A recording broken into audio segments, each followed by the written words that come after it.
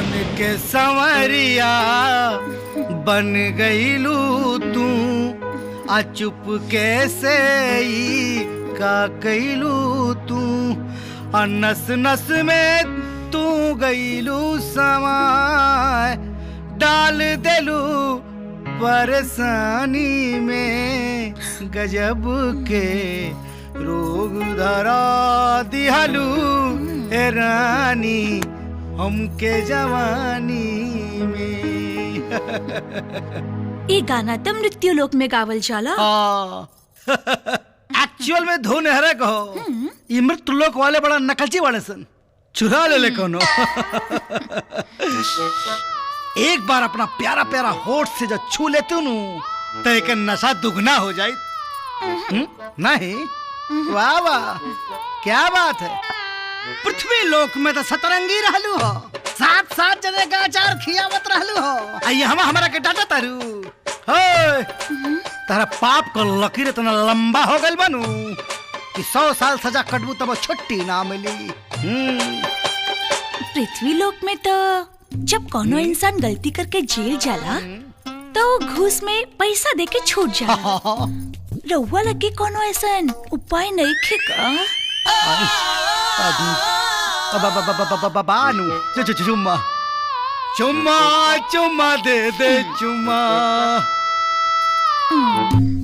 पृथ्वी लोक में जब 7 जन के बांट सकीला तो रउआ के कैसे डांट सकीला? तो ले ली चुम्मा, ले ली। आजा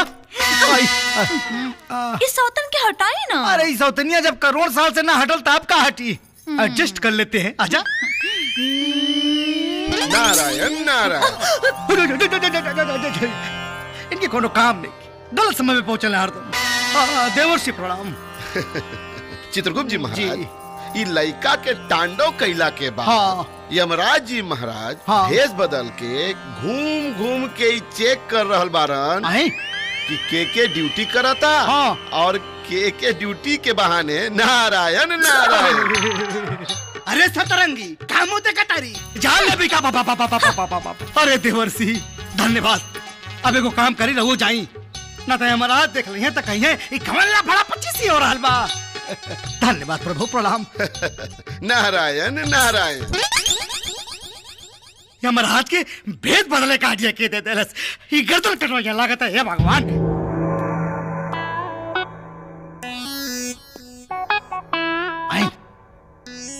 बंबोर जम्बा भेष बदल के घूमत हमें, भेष बदलना से का होई? राउर चाल तेवर कैसे बदली सब बुझता नहीं। हमरा पास बा बंबोर जम्बा। अरे चित्रगुप्त महाशय नमस्कार नमस्कार। नमस्कार नमस्कार।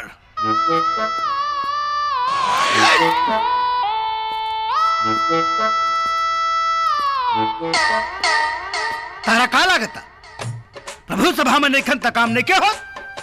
यहाँ सीटिया बाजी हो रहल बा, लौंडिया बाजी हो रहल बा। चित्रगुप्त नाम है हमार। 24 घंटा हमार दिमाग तन मन सब काम में लागल रहेला। जाओ जाओ चुपचाप पापियों की लाइन में खड़े हो जाओ। जाओ जी। बंबोर जम्बा बेवकूफ बना देनी। हेने आवा। का भाई मामला जमाता? देख लेनी देवर्षि, हमरा प्रति चित्रगुप्त के प्रेम निष्ठा गौरव भक्ति और ढेर सारा बंबोर जम्बा भी बा। अब हमरा गैर मौजूदगी में भी अपना कार्य में कितना उपस्थित बाड़न। नारायण नारायण।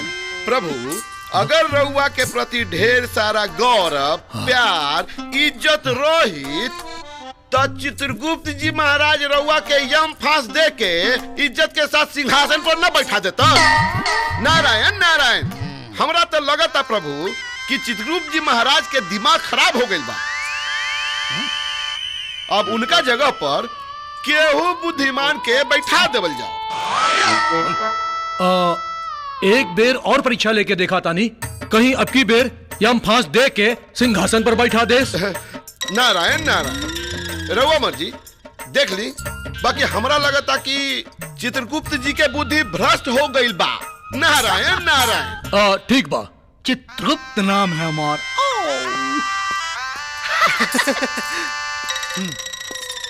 नारायण नारायण। नारद के दिमाग खराब हो गए हो। कहा था मैं पागल हो गए।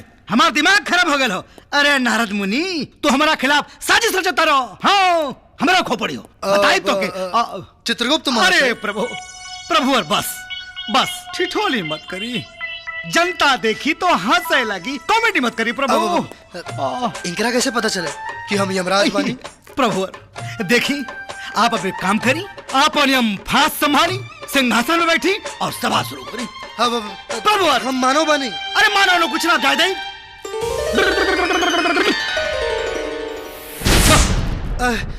अच्छा अरे हम सच में मानो बानी। पकड़ी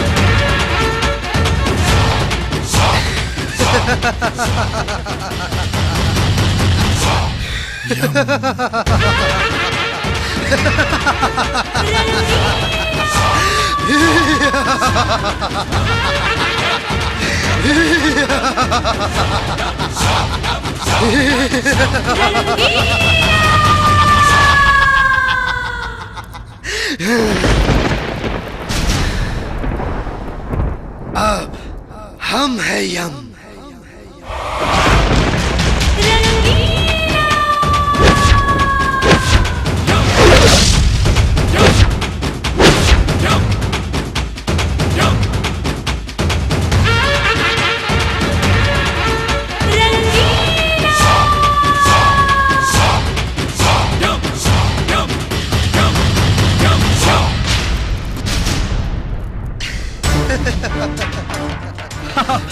प्रभु प्रणाम महाराज। सैनिकों यमवासियों आज से हम यमलोक के ही बदल डालब। अस्त्र त्याग दा, नरक के दरवाजा बंद कर दा। अपना इच्छा अनुसार पिया नाचा गावा ऐस करा। अमर सुख के आनंद ला। जे भी मर के यमलोक आई ओकर इच्छा स्वर्ग में जाए के ना बल्कि हमारा यमलोक में आवे के होई। अरे नाचा। यमराज डटियन तब। अरे यमराज की ऐसी की तैसी नाचा।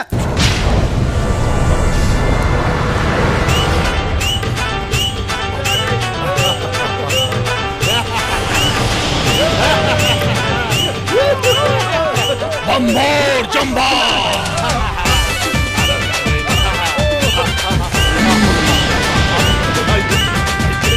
बम्भोर चंबा।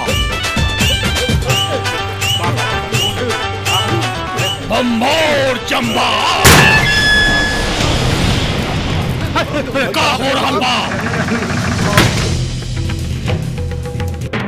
बम्भोर चंबा।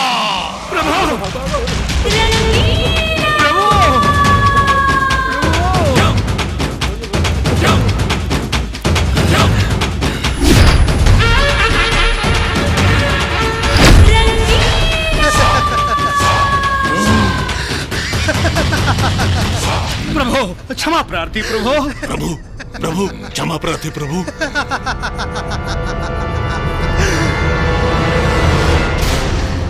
अरे दुष्ट बालक, हमार परछाई के सामने भी खड़ा होके के औकात देखे तोहार। तो करोड़न साल से जे सिंहासन पर हम बैठल रही उस सिंहासन पर तू बैठ गईले। तोहार जन्म मरण के गिनती गिने वाला यमराज हम यम हैं यम। और ओकरा सामने एक तुच्छ मानव नीच जाति वाला ओकरा सामने तू सिंहासन पर बैठ गई ले। अरे गलती से मौत का भइल तोहार, अरे गलती से मौत का भइल तोहार, तू अपन औकात भूल गई ले।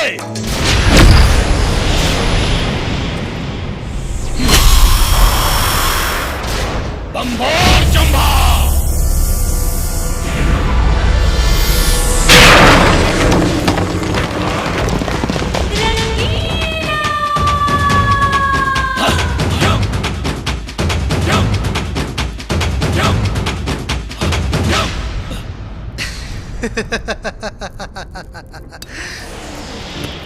का कहला?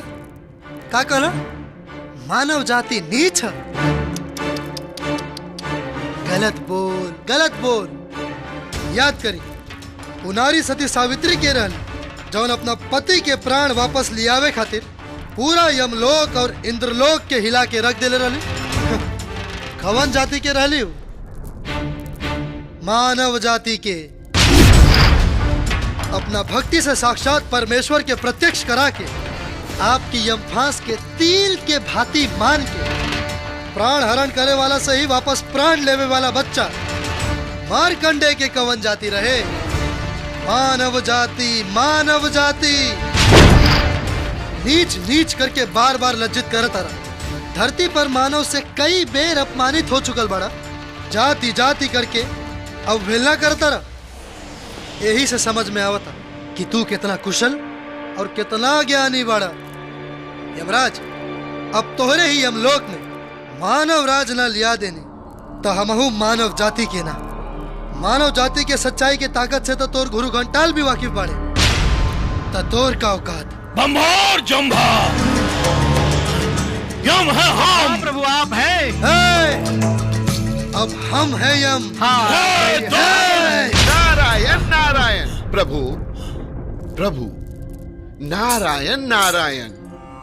अगर रउआ मनुष्य से लड़ाई करब तब मृत्यु लोक का भगवान भी नाराज हो जाई हैं। प्रभु एकर और भी उपाय बा प्रभु। नारायण नारायण। उपाय? हाँ। दूसर कौन उपाय बा देव ऋषि? धरती पर हर 5 साल पर चुनाव होला। और एजा तो करोड़न साल से कौनो चुनाव नहीं खे भइल। अरे भाई, हर केहू के अपन लीडर चुने के अधिकार बा का भाई लोग? तो यही बात पे चुनाव करा के देख ली, ताकत के पता चल जाये। बंभोर जंभा। हाँ प्रभु। कई करोड़ साल से हम यहाँ यम बानी और हमरा यमलोक में आज तक ना चुनाव भइल बा और ना होए दे। जय प्रभु। नारायण नारायण। प्रभु समय के नजाकत के समझी, ये बालक बहुत हठी बा। ऐसे भी रहुआ अपने ताकतवर बानी, एजा के हराई? चुनाव हो जाए दी ना तो एकर तांडव से यहाँ के साथ साथ सौंसे देवलोक के बदनामी होई। नारायण नारायण। चित्रगुप्त। प्रभु देवर्षि तो फंसा दहलन। हाँ ना बिल्कुल। बंभोर जंभा। जी प्रभु। चित्रगुप्त। जी प्रभु। अब यमलोक में चुनाव होई। होई चुनाव। जी प्रभु। और हमरा चुनाव चिन्ह रही भाईस। भाईसा। हाँ भाईसा। भाईसा। नारायण नारायण। और हमार चुनाव चिन्ह रही आइटम गर्ल। Item girl. नहीं प्रभु, ये दोनों कन्याएं कौन है? हीरोइन। हीरोइन? हीरोइन? हीरोइन? अभिनेत्री। ओहो, अभिनेत्री। और ऐसन अभिनेत्री बाड़ी जिनकर नृत्य देख के आप सबके कमर हिले लगी। हाँ प्रभु। और इनकर कमर हिलत देख के तो पूरा यूपी बिहार के लोग हिले लागेलन। ए प्रभु। हाँ। यार ना हिली, कमरा कमरा। चित्रगुप्त। जी प्रभु। नारायण नारायण। हाँ। अरे वो नृत्यिका ऐसा नृत्य करेली जिनकर नृत्य देख के आप सब लोग अगर भोजपुरी फिल्म इंडस्ट्री के प्रोड्यूसर ना बन गईला तो हमार नाम बदल दिया लोग। प्रोड्यूसर? निर्माता प्रभु। धरती पे 2 प्रोड्यूसर हंगामा मचोले बड़न। राजकुमार और पांडे फिल्म दुल्हनिया चाहिए पाकिस्तान से। रवि सिन्हा फिल्म हथकड़ी। और बारन दुर्गा प्रसाद मजूमदार उर्फ दादा आदि शक्ति इंटरटेनमेंट। नारायण नारायण। प्रभु नए प्रभु, लेकिन ये दोनों कन्याएं ऊपर कैसे आएंगी? दिस इज योर प्रॉब्लम। अब इन्हें हम क्या कर सकेनी? अनहोनी के होनी ना कर सकेनी तो इंसान अपना आप के भगवान से ऊपर ना माने लगी। जी प्रभु। देवर्षि, रउआ पवित्र पापी बानी। नारायण नारायण। नारायण नारायण मत करे, तनी अपन एंटीना हिलाई, कुछ कमाल दिखाई। जब हम भगवान शिव के इजा बुला सकत तानी तो ई दोनों कन्या के बुलावल कौन बड़ी बात बा? नारायण नारायण। हठी बालक जी। उ दोनों के नाम का बा? रानी चटर्जी और अंजना सिंह। आई हाय हाय हाय हाय हाय। बुलाई बुलाई। हिलता हिलता। देखली नमो सुनते हिले लागल नु। ओ रानी चटर्जी क्रिंग क्रांग। ओम अंजना सिंह प्राम प्रिंग।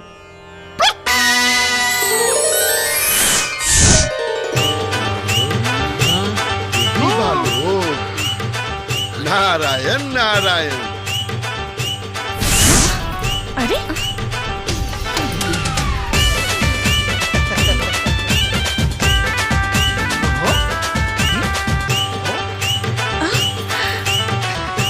कौन सी जगह है?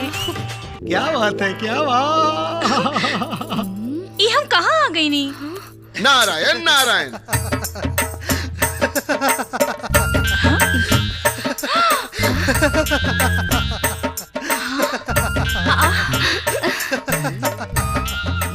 आइल नहीं खू बुलावल गइल बाड़ू। अरे चिंटू पांडे जी, रहुआ एहिजा? राव एहिजा कोनो शूटिंग चला था का? अरे यार, हम कोनो चिंटू पांडे नहीं की। हमार नाम रंगीला, हम रंगीला बानी। अरे का मजाक कर रहल बानी? रउआ तो भोजपुरी सिनेमा के टॉप के सुपरस्टार बानी। भुला गई नी का? वो दुलारा में हम दोनों साथ में ठुमका लगेले रहनी। वो सब बात छोड़ा यार। देखा एजा भी ठुमका लगावे के बाद बस दोनों जनी ऐसा ठुमका लगा दा कि कुल वोट हमारा झोली में और यमराज के दिल पे लगे चोट। प्रभु। ठुमका? हाँ। और एकरा साथे काहे? हमार इतना खराब दिन नहीं खेआइल। ए त तारा साथे के ठुमका लगाई? इतना गुमान अपना यार के दिखाई हा। न तो पोल खोल दे ढोल बजा के। और बिना कुछ कइले लड़कोर हो जेबू। घोड़ा के लात और लबड़ी के बात के हमरा ऊपर कोनो फर्क न पड़ेला। चल हट। चल जा। भोजपुरी सिनेमा के हीरोइन लोग ना का यार, तू लोग एजा भी शुरू हो गए। अरे जवन काम खातिर बुलावल गेल बाड़ू ऊ काम करा ना। देखा सुना सुना सुना, बढ़िया से ठुमका लगा दो, लोग वोट मिली तो हम एजा के यमराज बन जाए। हाँ चला चला चला, शुरू करो नाचा। बड़ैली बंभोर जंबा।